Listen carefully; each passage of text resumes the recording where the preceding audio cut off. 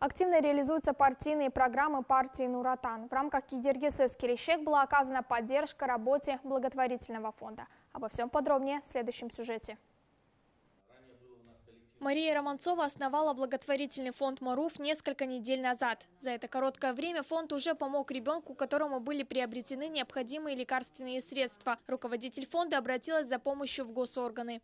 Злободневные вопросы – это, конечно, в первую очередь финансирование фонда, потому что заявок поступает много.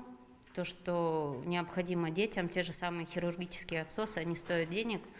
Ну и, соответственно, хотелось бы побольше помочь родителям, потому что я прекрасно понимаю, что это такое. Я сама двоих детей с особенностями воспитываю. Это очень затратно, и хотелось бы, конечно, по максимуму помочь. Благотворительный фонд «Маруф» направлен на помощь детям с ментальными нарушениями, обеспечение их лекарствами и необходимым оборудованием.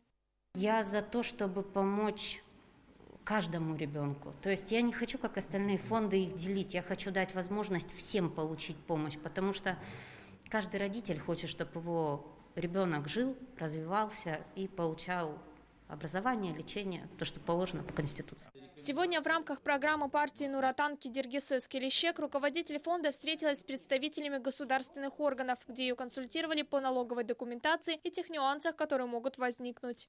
Мария Александровна так благое дело делает, но чтобы не получилось, что она и попала, у нее там какие-то налоги большие вышли, да? Это же все же должно быть от юридической грамотности, да? Первое, что мы можем сделать, не только методически помочь, да, какие-то советы, какие-то направления деятельности, дать какие-то советы, но и вот сегодня я это озвучила, провести круглый стол с нашими неправительственными организациями, которые участвуют в социальных заказах, то есть у них есть свои какие-то наработки, есть определенный опыт, чтобы они могли поделиться. Таким образом, партия всегда помогает и поддерживает работу, направленную на благо общества. Кристина Каспирович, Самал Каликазы, Айман Байбет, РТ Сахпарат.